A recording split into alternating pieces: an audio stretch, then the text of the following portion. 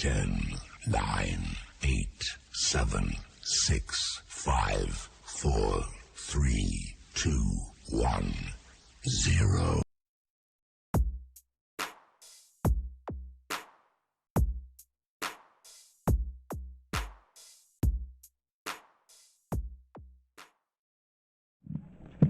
Amém, igreja? Amém. Deus é fiel, né, irmãos? Ele tem cumprido o que Ele tem prometido em nossas vidas e feito o nome dele ser glorificado. De maneira especial, de maneira poderosa. Quero deixar para a meditação dos irmãos um versículo bíblico que chama muito minha atenção. Se encontra no livro de Tito, capítulo de número 2, verso número 11. Tito 2,11 diz: para isso foi manifestado a glória de Deus, para a salvação de todo o homem. A glória de Deus se há manifestado, trazendo salvação a todo homem.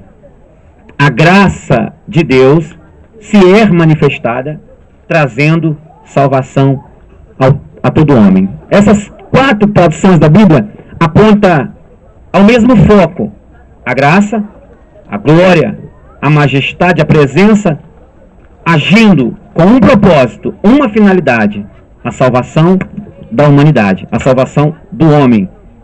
Quando nós falamos de salvação, querido, nós estamos falando de vidas que precisam serem resgatadas. Só precisa de livramento aquilo que está em risco. Só precisa ser livre o que está preso. E nós não temos essa consciência. Eu quero falar uma coisa para os irmãos aqui, talvez, eu sou polêmico, eu vou falar assim mesmo. Talvez você não vai entender, mas eu vou falar do mesmo jeito que Deus colocou no meu coração. A minha filha nasceu há 4 dias atrás, ela já nasceu condenada ao inferno. Me pergunta por quê? Porque se ela não aceitar Jesus quando ela crescer, ela vai, porque nós nascemos de um corpo pecador. Nascemos debaixo da lei do pecado. Então eu, como pai, tenho que instruir a minha filha. Bota a mão no ombro do teu vizinho. Diga assim, ó, abre os olhos dos seus filhos. Inocência só é até 12 anos. Depois de 12 anos, a criança responde pelos seus atos espirituais. Então, quando Jesus disse que a graça se é manifestada, trazendo salvação, o Senhor estava dizendo que, através da graça, da presença dele, através do sacrifício dele, a humanidade seria salva. Muitas pessoas não entendem a matemática que aconteceu no Jardim do Éden. Deus nos fez para ser perfeitos, eternos, saudáveis e vivos. No capítulo 6 de Gênesis, a Bíblia diz que o homem pecou. No capítulo 6 de Gênesis, a Bíblia diz que entrou o pecado na raça humana. Então agora Deus teve que projetar alguma coisa para trazer a salvação. Deus tinha colocado Adão e Eva dentro do jardim. Queridos, vou lhe falar, era a melhor água, a melhor fruta. A Bíblia diz que dentro do jardim do Éden tinha um rio que corria com 4 braços: Gion, Pison, Tigre. A Bíblia diz que o Gade, esse rio era um rio que trazia dentro dele pedras preciosas. Adão e Eva estavam no lugar que tinha melhor comida, melhor bebida, andava sobre ruas fogueadas de pedras preciosas. Eles tinham tudo que eles precisavam dentro do jardim. Eles não precisavam de nada fora do jardim, porque se eles precisassem de comida, Deus colocou a comida lá. Irmãos, vou lhe falar uma coisa. A Bíblia, ela é apoteótica em dizer. A Bíblia diz que dentro daquele jardim, um homem só não conseguia carregar um cacho de uva. Imagine como era esse cacho de uva. A Bíblia diz que as frutas lá eram frondosas, eram frutas belas, eram frutas maravilhosas. Então o diabo, ele olhou para o jardim, ele olhou Adão, olhou Eva e disse: eu não tenho como tocar em Deus. Eu não tenho como tocar na santidade de Deus. Eu não tenho como tocar no trono de Deus. Eu não tenho como tocar na vontade de Deus. Mas eu posso tocar no que Deus criou. Você sabe a forma que você sofrer? A forma que o diabo toca em Deus é fazendo a sua vida ir de água abaixo. A forma que o diabo toca em Deus, porque Deus se entristece quando vê alguém que Ele criou para ser perfeito, para viver uma vida eterna, sendo massacrada por Satanás. A Bíblia diz que o diabo usou o animal mais astuto do campo, uma serpente, enganou Eva, enganou Adão. Tu conhece a história? Eu ganho tempo. A Bíblia diz que Eva comeu do Adão para comer, pecaram. Com isso, a morte, o pecado, a enfermidade entrou. Olha para quem está ao seu lado, você nunca parou para imaginar o que uma mordidinha na maçã nos causou? Você nunca parou para imaginar? Nós tivemos grandes perdas. Me pergunta qual foi a primeira? A primeira perda que tivemos foi a perda da vida eterna. Nós perdemos a vida eterna. Através desse pecado, perdemos a vida eterna. A segunda perda que tivemos, perdemos a roupa que Deus nos colocou da inocência. Porque quando eles transgrediram, eles reconheceram que estava nu diante de Deus. Você já viu por que Jesus fala que se você não voltar a ser como uma criança, você não entra no reino do céu? Você acha que é para você ter atos inconsequentes como de uma criança? Não. É para você ter a inocência de uma criança. Não olha uma pessoa com malícia. Vamos lá. Você dá uma chinelada no teu filho, daqui a pouco ele está rindo para você, te abraçando como se nada tivesse acontecido. Agora o adulto, rancoroso, guarda mágoa. E esse era o sentimento que o Senhor ele exigiu de nós. A voltarmos a termos esse sentimento. Então, quando foi a transgressão, nós perdemos a vida eterna, perdemos a roupagem invisível e perdemos a saúde eterna através desse pecado. Só que Deus é justo. Deus nunca vai condenar ninguém sem lhe dar uma oportunidade de ser salvo. Deus nunca vai condenar ninguém sem lhe dar uma oportunidade. Então, no capítulo 6, o homem transgrediu. De Gênesis. Passou Gênesis 6, 7, 8. Deus projeta a salvação. A Bíblia diz que Deus levanta um patriarca por nome de Jó, da linhagem sacerdotal, traz para esse homem uma missão. Constrói uma arca. Noé. Dentro dessa arca... Noé. Um patriarca Noé. Dentro dessa arca, você vai colocar a minha vontade. Quem que eu quero que esteja salvo? Dentro da minha arca. Preste atenção. Você nunca imaginou o que Deus queria mostrar para a humanidade, mandando Noé construir uma arca? O que ele queria mostrar para a humanidade, irmãos? Você já imaginou um homem que nunca entrou numa sala de aula ter a habilidade de um engenheiro para construir um projeto de um navio? Você nunca imaginou um camarada que nunca cursou engenharia, faculdade de nada, pegar um papel, uma caneta e começar a traçar projetos e fazer um grande projeto através de uma revelação? Meu Deus, que Deus comece a lhe dar projetos grandes da mesma maneira. Que Deus comece a lhe dar a capacitação desses projetos. E olha só, irmãos, quem estava dentro da arca estava salvo. Quem estava fora? Quem estava fora? Quem estava fora? Você sabia que quem estava dentro da arca pensou em sair por causa da demora?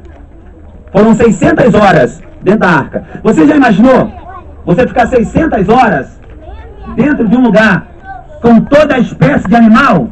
Tinha revezamento de grupo, irmão. Sabe para quê?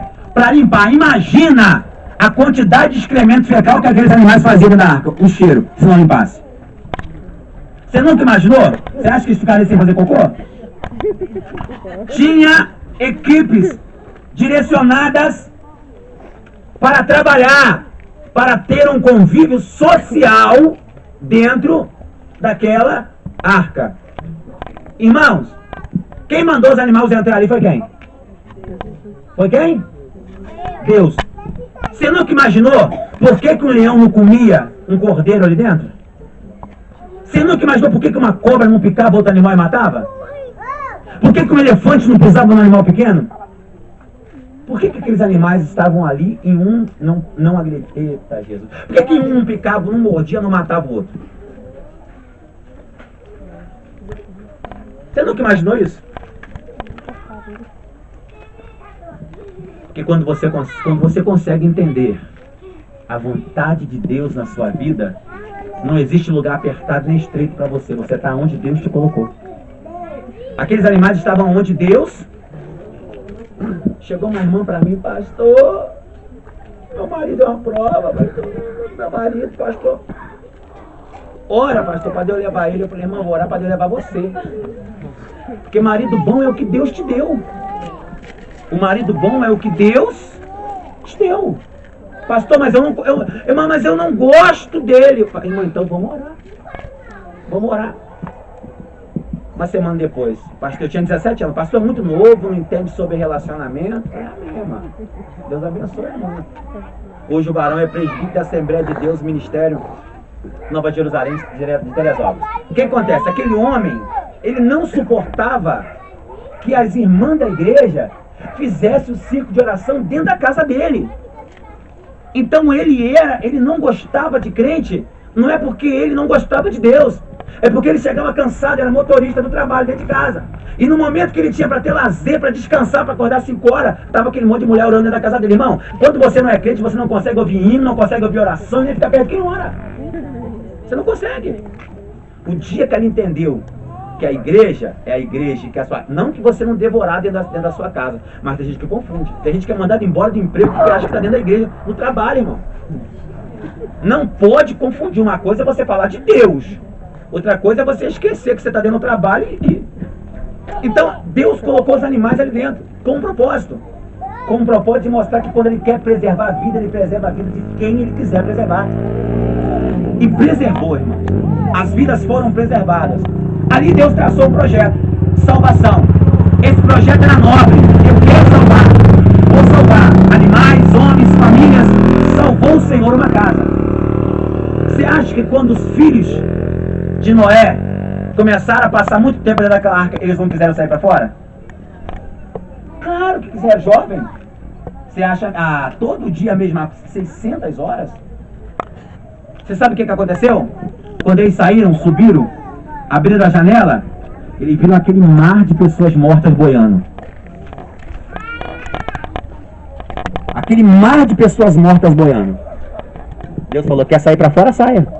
Olha como é que a morte está lá fora. Fala para quem está hoje na presença, quer sair? Saia. Olha como é que a morte está lá fora. Olha quantos mortos tinha para fora da arca.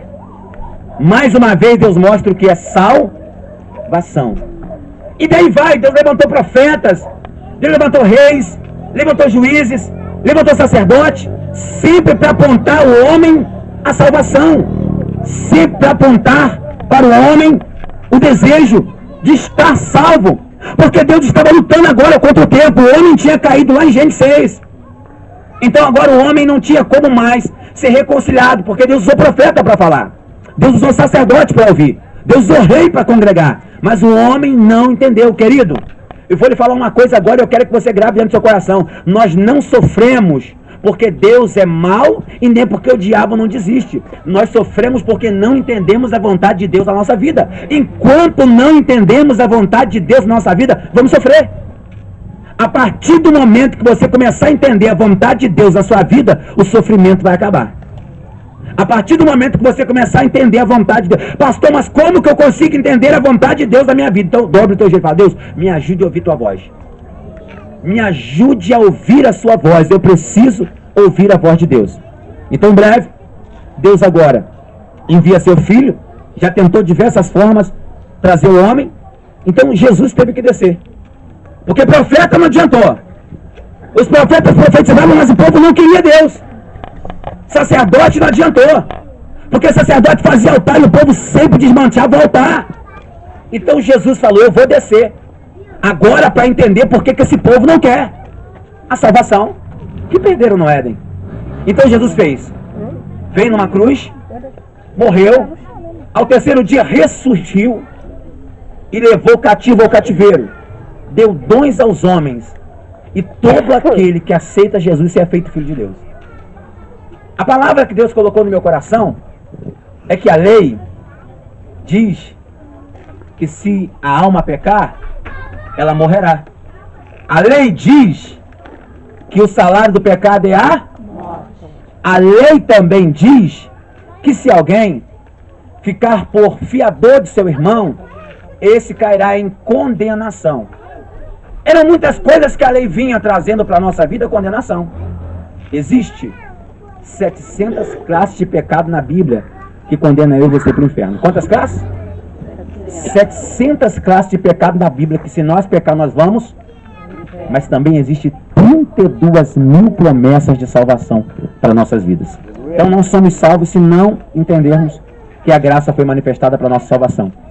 Jesus ensinou, Romanos capítulo 10, verso 11, que se com a boca confessar o nome dele e se com o coração acreditar que ele ressuscitou, você será salvo. A oração é essa: se você confessar Jesus, ele é o meu salvador pessoal, e no seu coração você acreditar que ele ressuscitou, você será salvo. Então, irmãos, levanta a sua mão esquerda, por gentileza.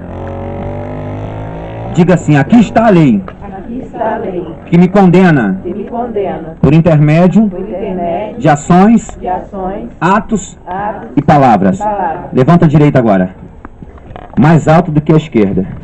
Diga: aqui está a graça. Aqui está A graça que salva, a graça que salva, que liberta, que liberta, que restaura, que restaura, que aviva, que aviva, que renova, que abre o coração, coloca sentimento, que abre o coração, tira sentimento, que abre porta, que fecha a porta, que dá a vida, que tira a vida.